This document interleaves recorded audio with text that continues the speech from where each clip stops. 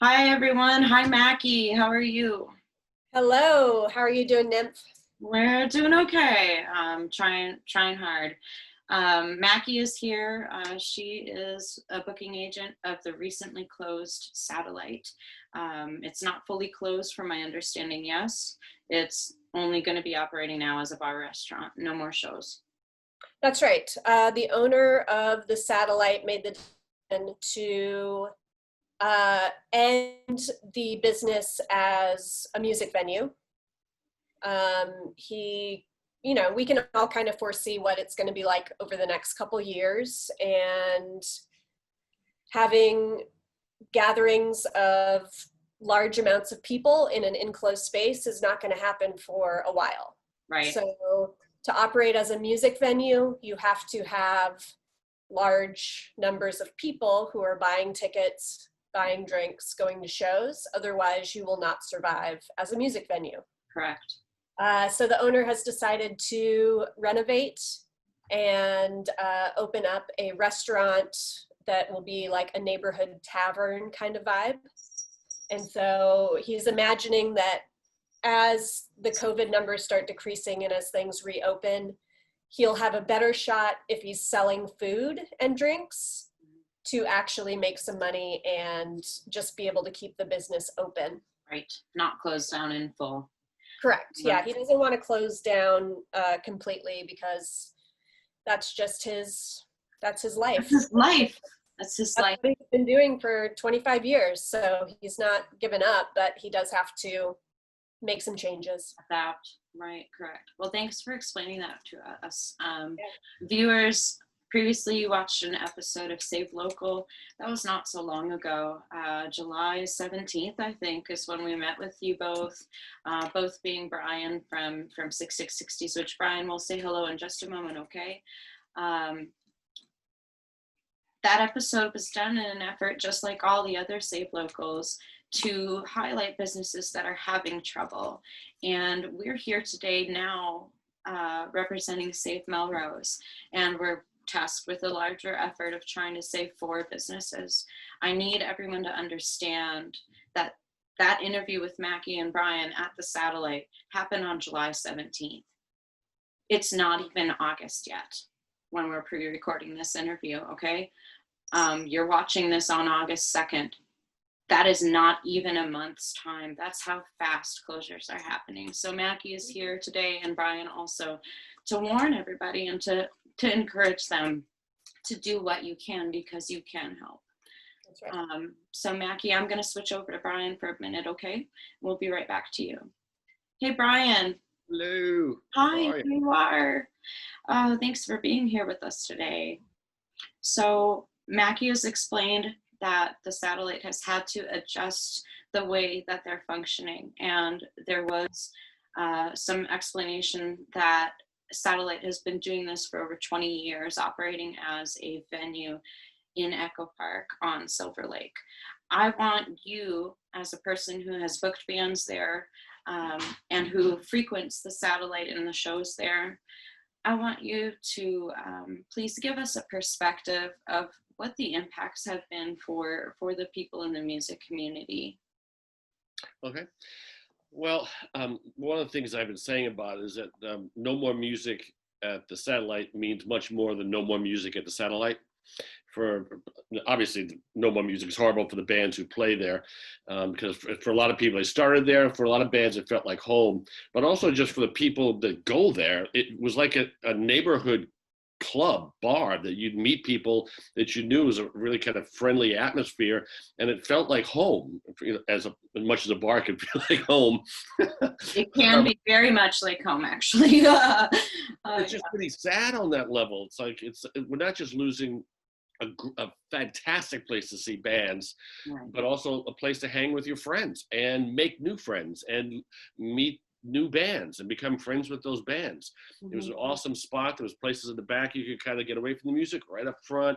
I mean, I met so many friends there, and also my beginning relationships with photographers, mm-hmm, the owners, the bartenders. It's like, I mean, that sense of community was there. And everybody who loved the place said the same thing. Oh my God, it's like, that's our place. It felt like something was taken away that was much more than just music. And that's not to diminish the impact of music for a lot of bands. Certainly. Just loved playing there. It was fun. It was small enough to be intimate, but big enough and loud enough to be cool and rock, you know, and sound guy was great, and was really sad that it closed. And for me, it was like, at first it was like the memories were like, oh fuck, no more of those things I did. Then it kind of shifted to the future without it, and that was just really sad. And so the process of like grieving of this has been kind of ongoing still for me, and I know for other people as well. It's like, oh, that thing that was really great that I used to walk to or go to isn't available anymore. It's a really weird feeling of like it's gone. Like what? And it's horrible. Right. Especially for an institution that has been operating in that capacity for so long. It's not like Satellite was around for 2 or 3 years, although there are places like that have also been forced to close or change their operations. Right. Satellite's been here as a staple for over 20 years, and there literally is an entire generation of music lovers, showgoers, and bands, along with all the photogs, and like you said, the community of bartenders and owner and promoters and booking agents that are the family there. It's a massive loss for the entire community because of its long-standing nature, and because we've had an entire generation of individuals who grew up there. Right. Yeah. Well, thank you for explaining that. I'm going to hop back to Mackie with another question. Hey, Mac. Hey there. Hey. So we know that we've lost the ability to have bands play here, and talked about the devastating nature of that. You also, in functioning as a band booking agent there at the Satellite, you also threw an amazing party. And I want to talk about that because that is a massive loss for our community as well. It is. Yes, me and my partner Nico have been throwing Gay Astrology dance party at the Satellite for over 2 years. It was a monthly dance party every first Friday, and the way that the party worked was that as the zodiacs go through the calendar, that is, each of the parties. So we actually, so since we're in August right now, the next party would be the Leo party. But yeah, as soon as we were able to have our party in March, and then it was really just that next week. Yeah. Within 4 days, I think.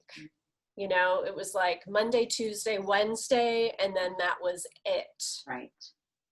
And the reality of that was pretty crazy because, again, big, large crowds of people gathering together in an enclosed space is not going to happen for a while. Right. I don't know what a while is, but in my own feelings about it, I think we might be years away. Maybe. Could be. So we at first just kind of like switched things over to Zoom, which has been great. And we just really wanted to continue having a safe space for the community. And that still can be achieved even if we're just, alone, but together, it's okay. We can still communicate with each other. We can still celebrate together. But again, looking ahead, like Brian said, when you look ahead at the future and you start picturing what that future is going to be, we now know for certain that gay astrology won't be happening at the Satellite ever again. Right. So it's just, we're now just very much in a limbo kind of position.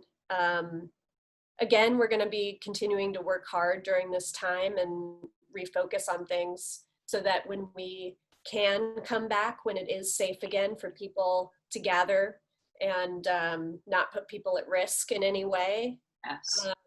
then we'll see what's out there. We'll see what's left. See, that's the thing. Right. As these different venues keep closing, that means that when we can come back, where are we going to go? Right. There's limited space. We don't even know what's going to be surviving from now until then. So again, much like the government has been doing with other types of businesses, providing a space for live music and for people to gather is going to be important again in the future. So like there has to be some type of aid, some type of resources that these independent venues can tap into to keep them afloat.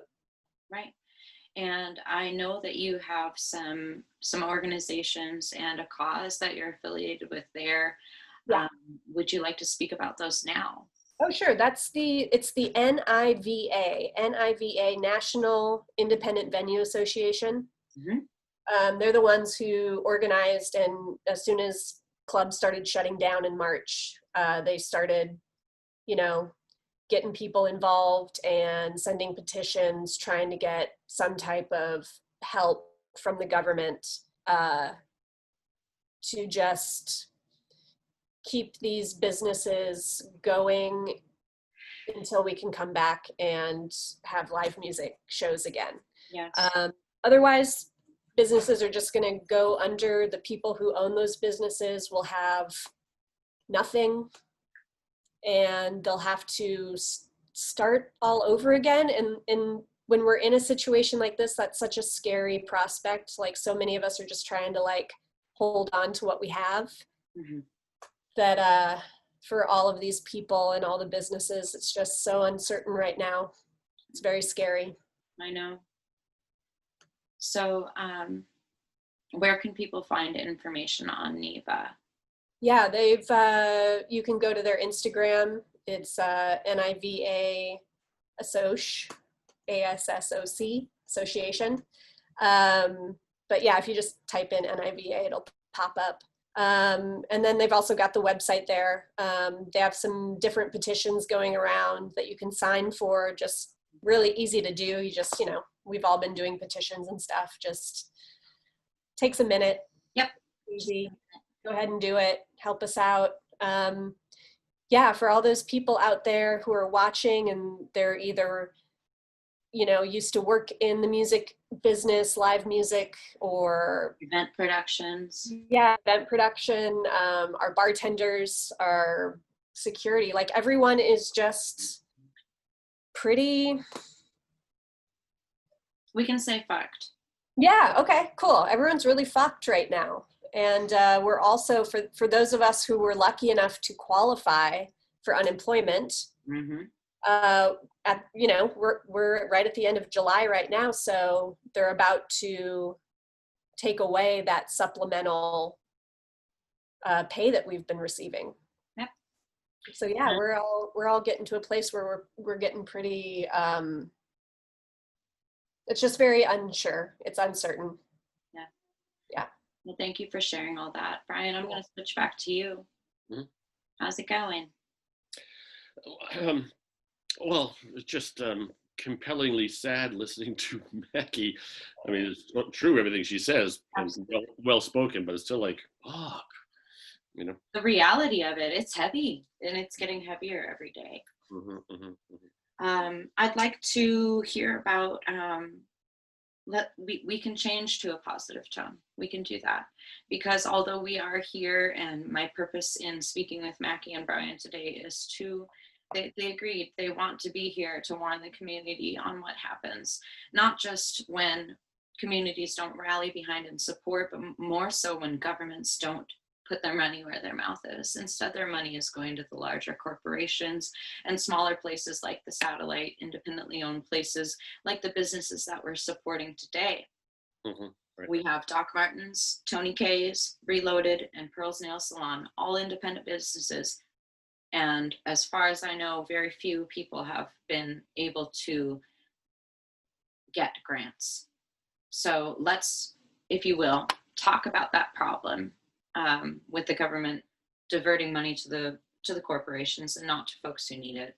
And then let's talk about other ways that community members can help stop this eventuality from happening, not just to these 4 businesses that we're speaking on today, but to all the businesses that we care about. Can I have your thoughts? Gee, that's a lot. I mean, what Mackey was talking about, it's pronounced Neva, right, Mackey? Yeah, Neva. I mean, that's the one place to go. That, from what I understand, there's forward movement in that. The couple $2 billion are talking about giving to people. So the more people can hit them up and sign the petitions, get your friends to sign the petitions, because that's really one of the places we do have a little bit of power in all this. But I do think that's moving forward, and I think it's semi-bipartisan. I could be wrong, but I know that there's some movement on it, which is awesome. As it first started, I think a lot of us thought, like, yeah, sure, they're not going to pay attention to this, but they are, because cities in particular realize that it's all interconnected. The money thing, you know, people come, they buy, they're going out, so they're doing this, they're doing that, they're going out to eat, they spend money here, there, and everything, and it all kind of interconnects. So it's the nightlife scene with music and clubs is important to the city, both economically and just culturally and vibe-wise. It's art is what makes a city. You take art, and which would include music, everything else, out of a city, it's like it's nothing but a bunch of big buildings. I mean, art is an essential part of what makes a city a city. So, correct. What makes Los Angeles Los Angeles. So do you have any thoughts on the other ways that government could or should be allocating funds? If you don't want to speak to any of this, that's fine. But do you see, can you explain to people the frustration with that disparity between how funds should be dispersed and the reality of how they are being dispersed? Well, I'm not sure I'm the right person to speak to, other than the frustration of seeing that, you know, some money, you know, you read these things about somebody's getting $4 million loan and buying a car and stuff like that. But the big excess and fraud, that just goes, that's going to happen. That happens everywhere. I mean, no matter, even if you run a bar, there's 10% is probably stolen or spilled or whatever. It's like, there's going to be shitty people doing shitty things. The question is for them to take the effort and make sure that the clubs and the nightlife get the money. And that's what NEVA is supposedly going to help happen. Okay. I'm trying to remember my other side of the question. What was it? Hold, please. Well, let me ask you this. We're obviously going to do a cut here because I had a brain fart. Brian, what else do you want to talk about? And I'll ask that question. Well, we're doing, Mackey and I, with the satellite, we're doing this thing called 6 at 6. Mm-hmm. Once a month in my backyard. It's a live Instagram feed on the satellites page. We have people come just play in my backyard, and it's sweet. I mean, granted, it's not plugged in, but we can't plug in right now, so people come and do acoustic stuff. The guy from Dead Cross, Mike Crane, played the other day. But it's set in since he was a toddler or whatever. So it's kind of exciting. So I think we need to keep the spirit of music alive as much as possible. Annabelle, is that her name, Mackey? Annabelle did a drive-in concert the other day. All this stuff is important to keep the spirit of music and give performers a place to perform and be seen, and for audience members to, like, you know, hear music, hear live music. We love live music. And no matter how small, ours is kind of a small sort of deal, in the backyard, no audience, no mics, no amplifiers, but it's great. It's a great show. We tune in. We love it. We love the bands that you put on. Mm-hmm. And I love that both you and Mackey are finding other ways to provide a safe space and a outlet for bands, because they need that too. So, you know, we're all quite community-minded people, and we surround ourselves with people like that. And I just see so many magical little things that are happening where we've got a lot that is on our hearts, and a lot that we're all really concerned about, from businesses and their closures, all the way down to loss of venues or inability to play at a place, and how that affects the bands. And each one of us is trying to do the things that we can to to still provide a space for bands to support those businesses. So I'm happy that you have that outlet for bands there with the 6 at 6. Yeah, it's really cool. I know folks feel very helpless and hopeless at times, but there are ways they can help. So aside from NEVA, aside from signing petitions, speaking specifically to these businesses here on Melrose that you've chosen to support, what can you encourage people to do? How can they help? We've got a donations fund they can give to, but how can we keep doing this for all the businesses in our community? What can we do? Not give up on it, honestly.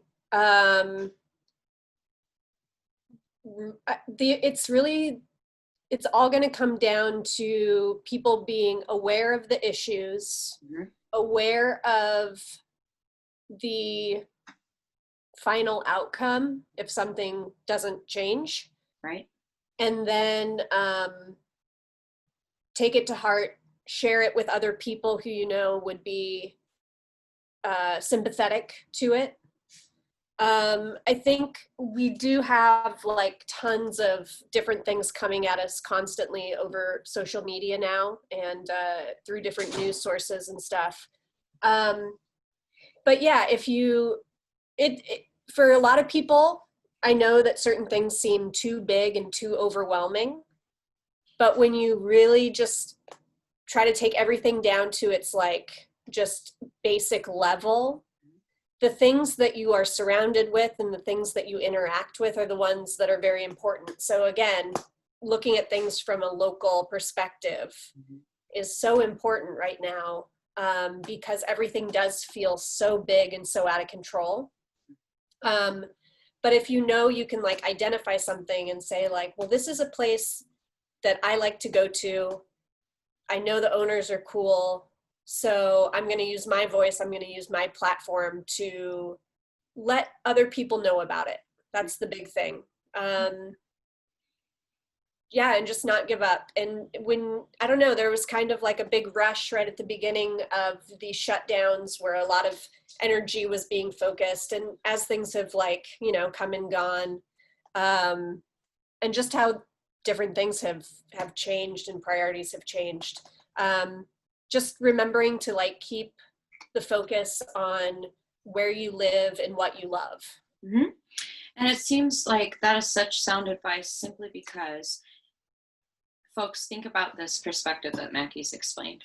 If you worry about the things that you have direct impact on, and think about the things that you can control inside of yourself, and then consider actions that you can take in light of trying to help these businesses and these bands and these artists around you, then you'll realize that not only do you have a lot of power and influence, but you actually can do something. And if each person has this mindset while they're going through their own personal shit, but have that mindset and act on these things as often as you can, maybe not daily, but weekly is great. Just think about people, don't forget them, don't give up on them, and realize that you have not just power and influence, but you can actually make change. And sometimes all it is sharing a link to a business, like Mackey said, finding a GoFundMe, donating $1. Oh yeah. If everybody in LA donates $1 to all of the businesses that they personally care about, it does so much. That's so much. Yeah. Yeah. Well, Mackey, I believe you know that we love you, but I want to say I do. Okay, I want to say it. We love you. Thank you. Thank you. Love you too. I know that this not only is an impact for you business-wise, but personally, because this has been your home, and it's also your place of work. So you're unemployed right now, and it's all scary. Thank you for being here with us today. Absolutely. Thank you so much for doing this and doing the Save Local series. Fantastic. It's really good. Thank you. We're just like everyone else that we've advised, we're doing what we know we can do. with the Yes. talents, the resources, and the time that we have. And the message here today is we love Mackey, we love the satellite. We lost a very important part of our East Side Echo Park community. And we're trying to do the same here on Melrose. So yeah, thank you for being here in support of Save Melrose as well, Mackey. We appreciate your time. Thank you. I'm going to sign off with you and we'll go back to Brian and say our goodbyes. Okay. Bye, Maggie. I'm going to stay on and keep watching you. Oh yeah, you can do that. Okay, Brian. So let's talk about some happy stuff. Mackey gave some ideas on what people can do. You talked about the 6 at 6. Well, there's talk. It's a little early to talk about it, maybe, but I'm going to do it anyway. Yeah, let's do it. Echo Park Rising might be doing something virtually, and we're trying to do something with. I had originally we were going to do something at Bands in the Barbershop anyway, sort of a fake Echo Park Rising. Right. And then I heard that they actually might be doing something virtually. That's what we're working on right now. Yep. And I believe it's going to be in support of the businesses at Echo Park. Mm-hmm. It hasn't been said out loud yet. I'm saying it out loud, but we hope. That's the. We're hoping it'll go, and it'll be fun. It'll be virtual, but it'll be obviously different than it was before. But at least it'll be something, as opposed to nothing, because that just felt too empty. Granted, it's not going to be like it normally is, obviously, but it's hopefully some of the spirit will be there. However we do it, whether it's how much virtual bands there are, or whatever. But at least something's happening. I think the point is that we try. Yeah, that's the point. I think so too. Smiling. I think the thing for me is right now is that what's the future we don't know. Right. And that for as much as possible to sort of embrace the I don't know-ness as opposed to fight it, it's embrace the uncertainty, because the fact of the matter is, what's going to happen? I don't know. And you just got to embrace it. Otherwise, it's going to drive you crazy. Eventually we will know. But right now, the answer to what's going to happen is I don't know. And try to embrace that as best you can, knowing that there will be an answer eventually. Right. I don't know is okay. It is okay. I know it's scary. Man. It's scary for everybody, but again, going back to Mackey's message, just be aware that even in the middle of I don't know, you can still make a decision on what you love and what you support. And in making that decision, you can still choose to do something. Even though the entire outcome is uncertain, that's not things we can control. But we can control how we act, who we support, and the ways that we do it. So that's why we're here today, again, in support of other businesses who are under threat of complete and total loss, complete and total closure. Brian, do you have a final message for anybody that you'd like to share? Just keep spreading the love around. It's like bad things have happened and sad things have happened, but interestingly enough, the sense of community really kind of, it was already blossoming, but the light got shined on it in a way that was a little bit different before. And it was like, oh, fuck, man. It's like we're all kind of, you can feel the connection, unfortunately, during a sad time. But nonetheless, like I said, the light really shined on it, whatever the verb is. And it was, it's kind of great. And there's a lot of love around, and for just to keep that going, and I feel that we can and will keep that love going. I feel like that too. We're certainly trying. Yes. Thank you so much, by the way. Yes, thank you. Thank you for being here. Thank you for everything both of you do in the community and are still continuing to do despite all of the uncertainty. That's what keeps hope going.